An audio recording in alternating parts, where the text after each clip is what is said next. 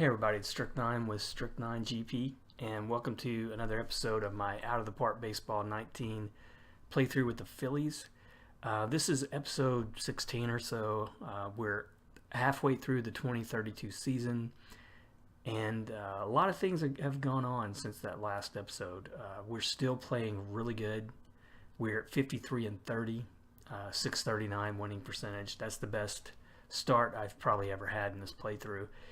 If you look at my history, it's really kind of sad to say, but my high in wins is 92. I've won the division at least once.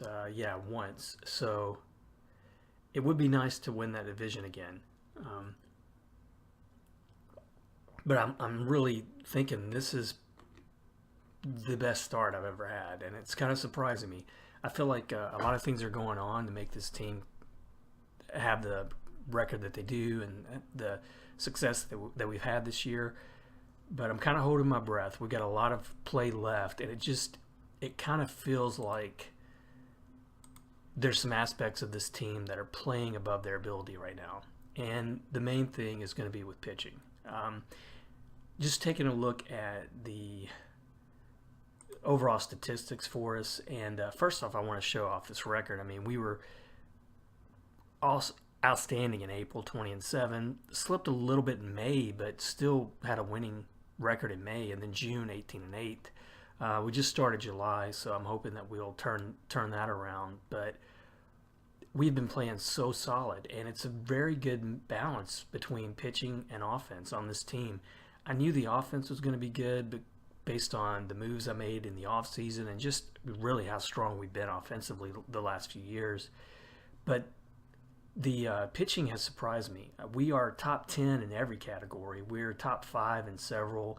There's a good balance between the bullpen and the starting rotation. We have some guys in that starting rotation who are playing better than I expected. We do have some injury, though, problems that have kind of creeped up on me as we got close to the middle of the season. I'll look at that in a minute.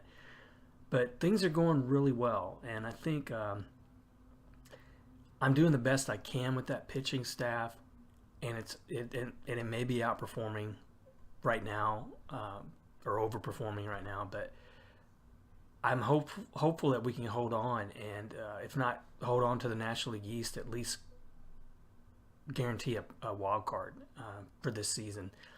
But individually, just looking at that real quick, that pitching staff, there have been some changes. I did have the major off-season sign for me in the pitching staff was Lupe Camacho, and he was a 3-star when I signed him. He's a 2.5-star now. He just had great stuff, 4-pitch pitcher.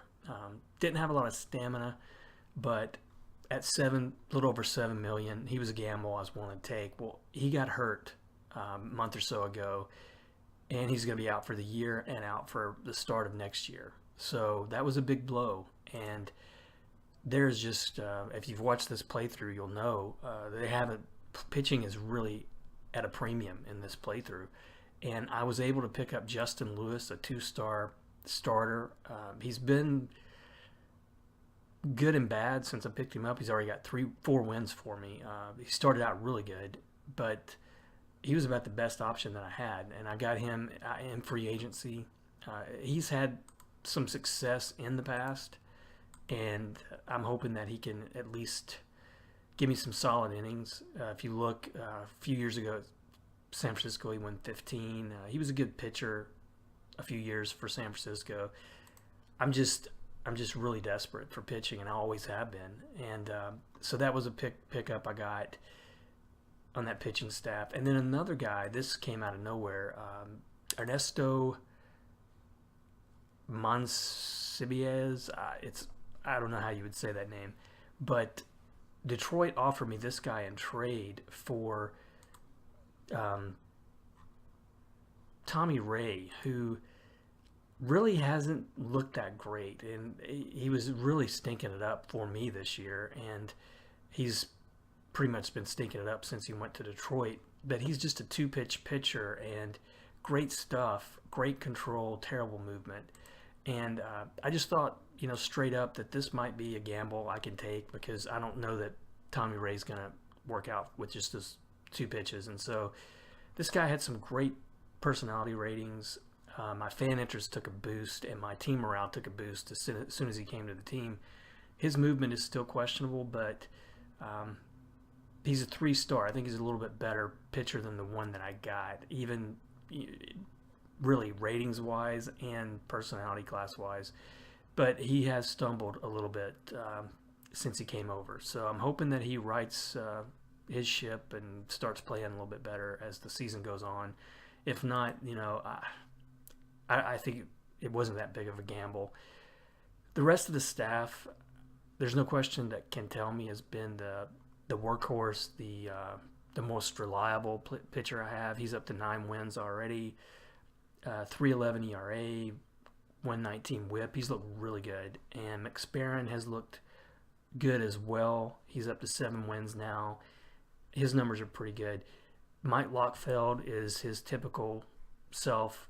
Pitches 1 good game, 2 bad games, but he's holding his own. He's up to 7 wins. With the offense behind him, he can get, I think, 14 wins might be possible for him easily.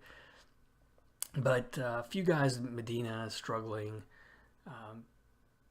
A few guys have been struggling in that bullpen as opposed to maybe last year and the last couple years. Bobby Austin's still having a great year, and I'm hoping he'll make the All-Star team again. Although long-term, I'm not 100% sure about him either because he is still just a 2-pitch pitcher, even though that fastball is rated really high. I hope he keeps developing maybe just a little bit more as we go along on this playthrough. Lineup-wise, I had a couple of injuries to deal with there, mainly with Sean Barge. He was out for 5 weeks, I think, so he's now back on the team. And since he's come back, he's looked okay. He came back in that Cincinnati series where we lost 2 of 3, and looks like he had a couple hits there and 7 at-bats. He's having a good year overall. Axe just been up and down. He's started to pick it up a little bit, though. He's up to 20 home runs right now. His production is really good. Vargas, solid overall, but he's had a terrible streak here in the last month. Started sometime in June. His average dipped down to 264, and in July he's just hitting 167 in these 3 games. Vandenhoeven he's coming off his pace a lot. He was so hot to start the year. Now he's productivity-wise, he's still there, but that average is down to 239. So if you see what he's done the last couple months, it's been pretty bad. 192 batting in May, 235 in June. He's 100 this month, so he's definitely lost that pace that he was on. But I do have a guy in the minors that a couple years from now, Maddox Lockyer, he was a first-round pick for me. I think he's got some upside. He may be taking over first base if he keeps developing anyway. So as high as I've been on Vandenhoeven in this playthrough in the last few years, he's going to have to turn it around a little bit for me to hold on to him and depend on him at first. And that's about it in terms of the performance. There was a couple things. I did re-sign Francisco Mejia at catcher for another year. He's having a solid year. He's a good offensive catcher, pretty good defensive too. I signed him for another year extension at $6.5 million. I thought that was, for a solid catcher like that, I thought that was a good deal. And I think that's all the moves that I've made. Let's take a look at the standings. Yankees, not as strong as they have been in the past, but they're leading the East. The Twins, surprisingly, are up at 5.5 games over the Royals. They're having a good year. And then the Rangers and Athletics in the West, they look to be the strongest teams in that division right now. We're still leading, but the Braves have been hot. You see they've won 8 of 10. They've started winning quite a bit here in the last month or so. And Pittsburgh having a great year. In the Central, Cincinnati having another good year. And then in the West, Colorado, I think it's been a while since they've put together a good record. So let's see.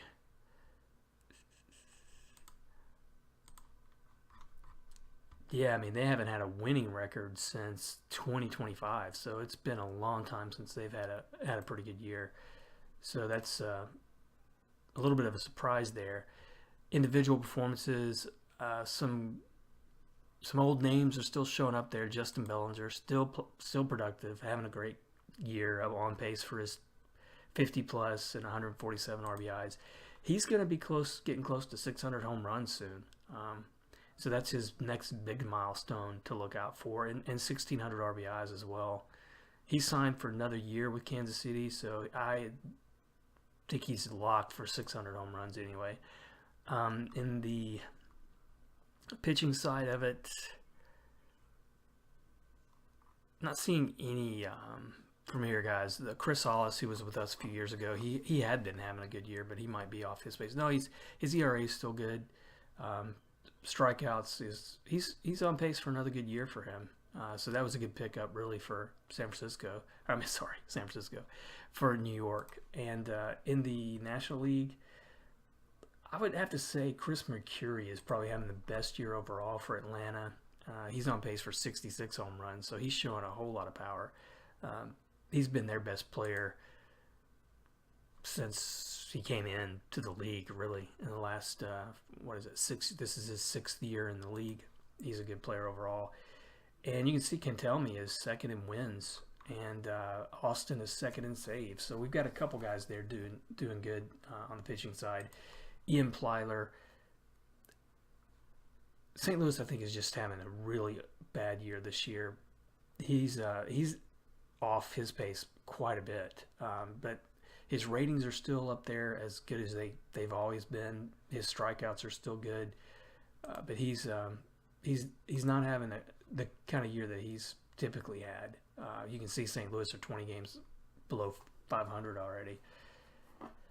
So I think that's all I wanted to look at in terms of the moves we made and how we look so far this season.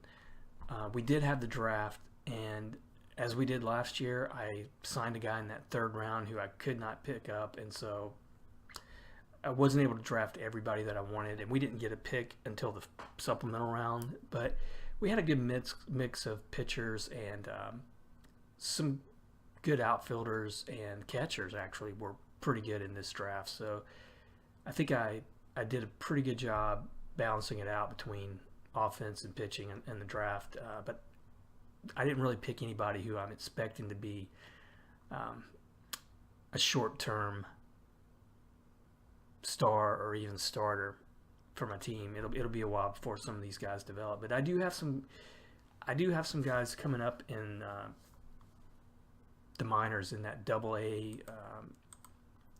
I'll just look at that before we send ahead a few times, but I already said Maddox Lockyer, but this catcher Quartine came out of nowhere, honestly, to start developing, and if he picks if his defense gets a little bit better, I think offensively he's got some good upside there to be, at least he could be a starter.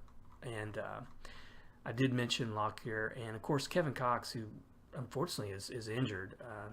He has been developing on pace for the most part, but he stumbled a little bit when I called him up to AA this year, and I hope that's not a big injury that he's about to have. But I got a couple of guys here. Here's another guy who looks like he might be injured as well. Let me look at my disabled list. Yeah, that's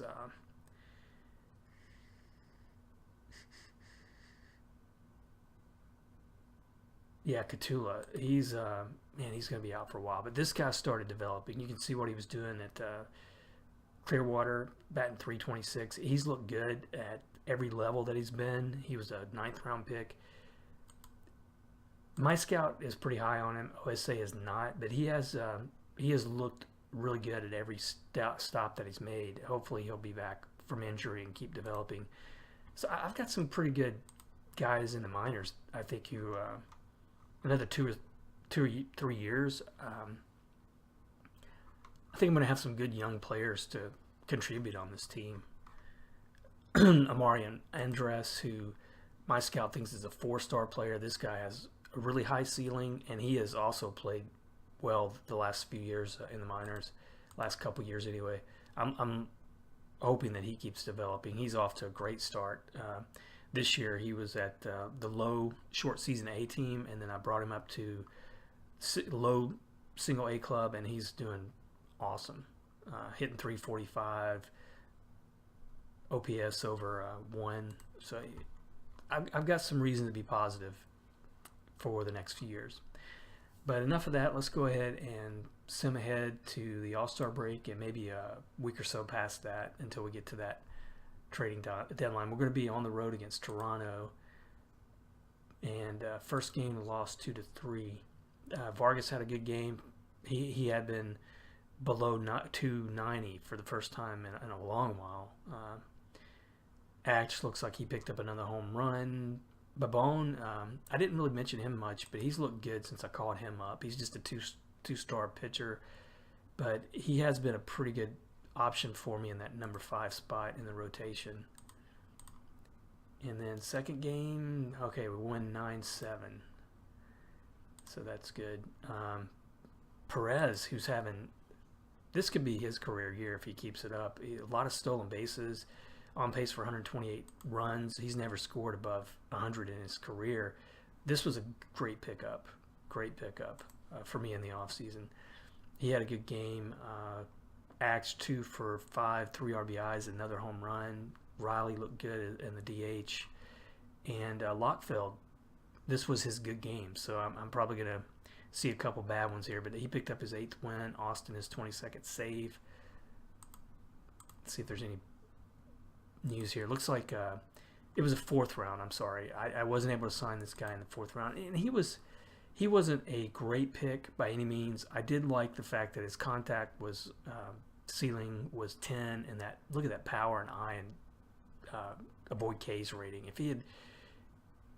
If he develops to that level, this guy could be a very big player in the league, and OSA might like him a little bit better overall than I did. And now we've got Woodley, who's that big player for Tampa Bay, who replaced Justin Bellinger for them. He's on a 20-game hitting streak. And then Boston, they want Burridge here for Jamari Lazar.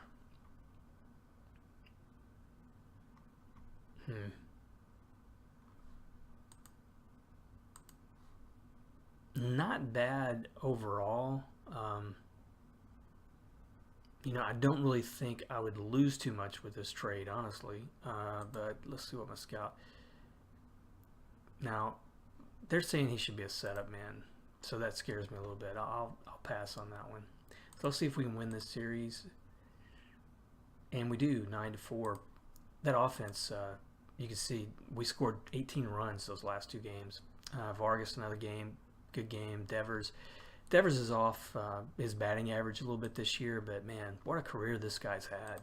If you're starting your own playthroughs with out of the park baseball for this year, I'd be interested to see how he plays out his career in your playthrough, because these are numbers that I would say are about what people would hope for a career. He's almost to 60 wins above replacement, almost to 1,400 RBIs, well over 2,000 hits. He's been a very productive player in this playthrough. Let's see who else. Mejia, who has looked really good since I signed him to that extension. He had a good game. Riley, another good game. McSparron picked up his 8th win. Bullpen looked, for the most part, pretty solid. But the most important thing is we won that series, and you can see Atlanta breathing down our neck. They're just 1.5 games behind us right now.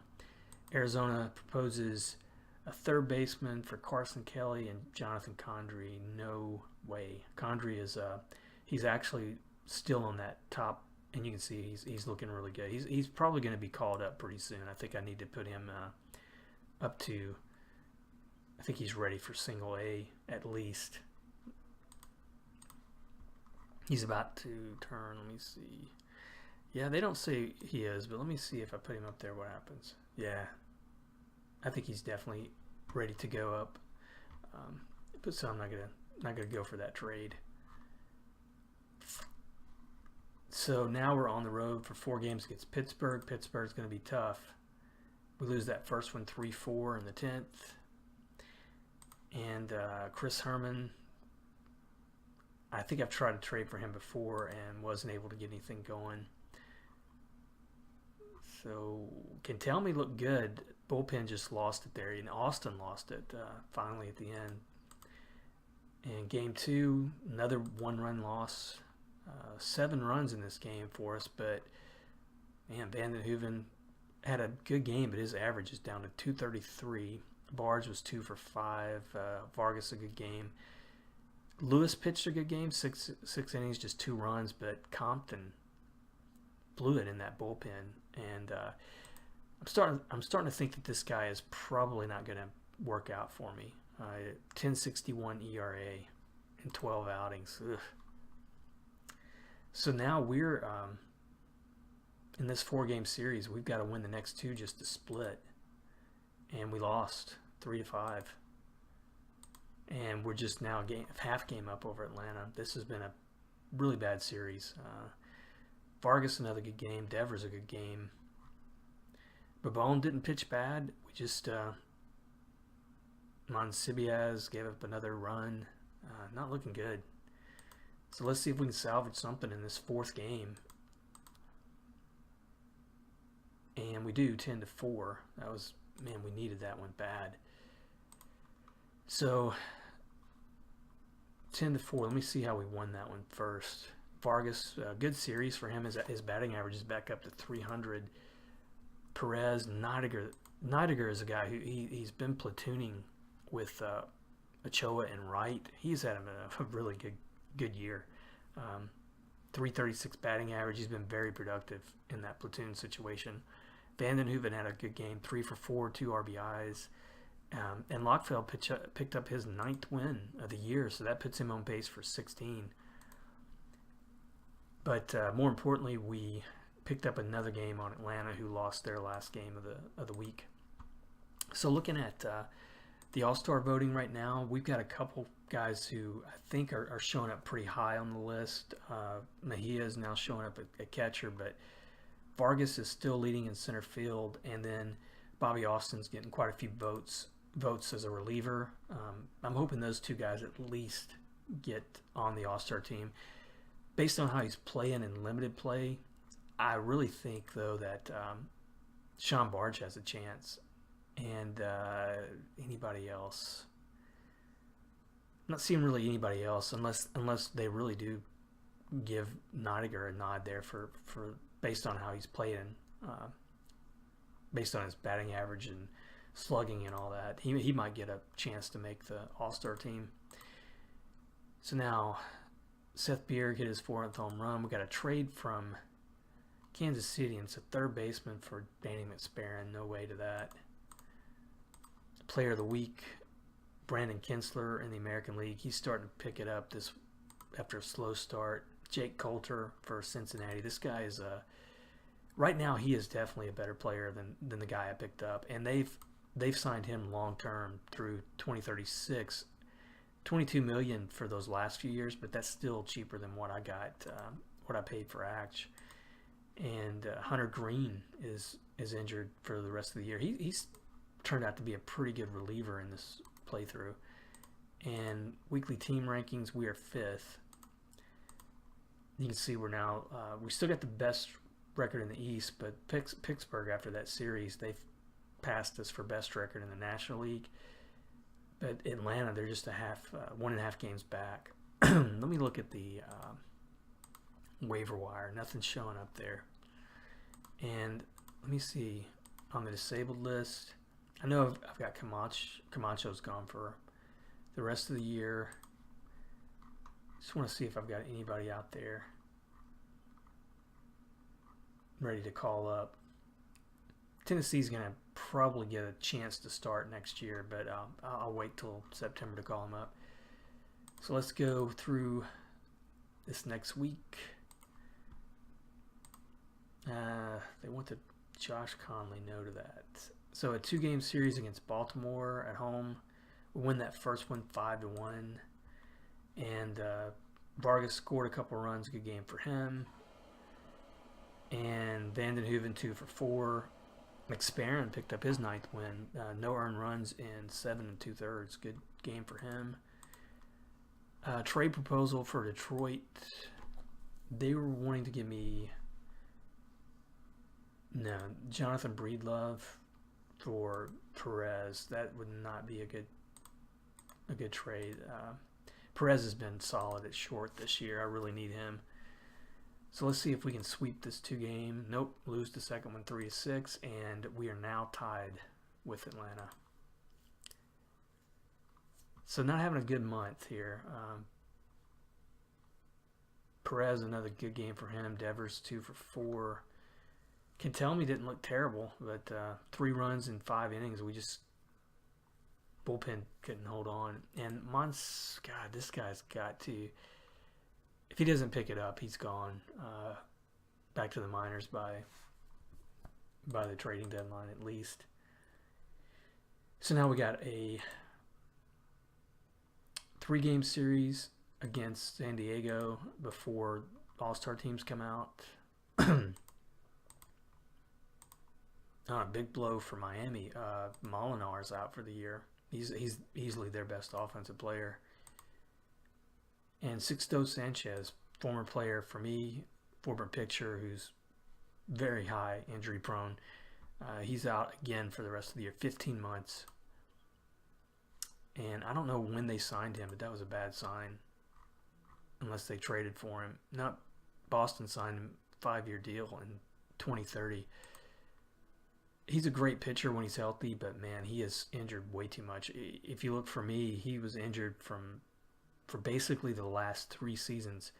He was with me. He didn't even play half the season. But he's still been around and played long enough to get well past 100 wins. He's closing in on 2,000 strikeouts. A good pitcher though when he's healthy. So San Diego they're having a really tough year. So I'm hoping that we can at least win 2 or 3 here. First game we lose 2-5. We are definitely slumping. Definitely something is just not right on this team right now. Lockfeld took the loss, but he wasn't terrible in the loss. Wright, a bad inning there, a bad third of an inning in the bullpen. So come on, we need to win these next 2.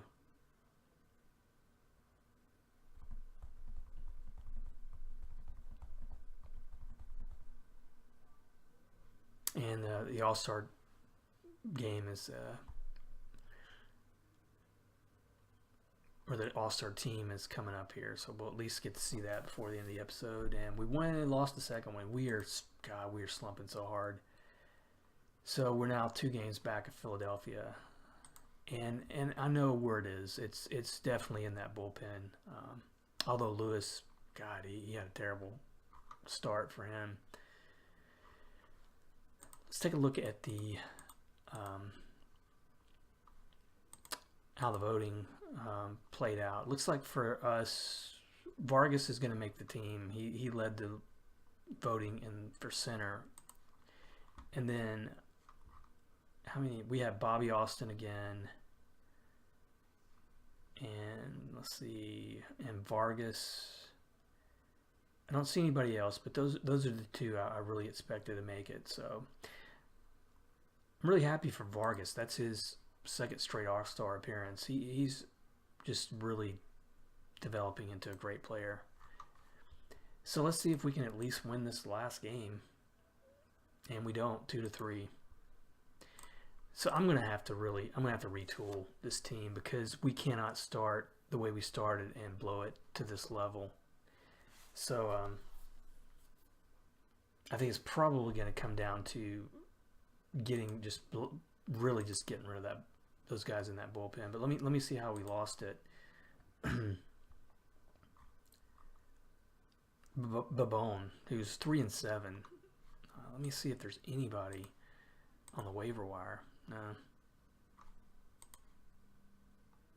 He's on bullpen only. So I don't really need a closer, but that's what they're offering for me. And then players of the week, a couple guys I don't really recognize there. And we're down to 9th.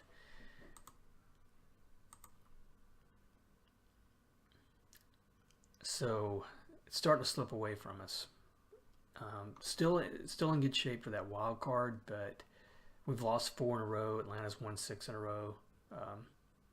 We've got to figure out what's going on here. And I feel like I could bring up Jerry McCall. Maybe he would be a better fit. It's just there's no real way of fixing this short of a major trade, and I don't have really anybody to trade for. But I think it's time to give up on Babone. Even though his numbers have been pretty good at times.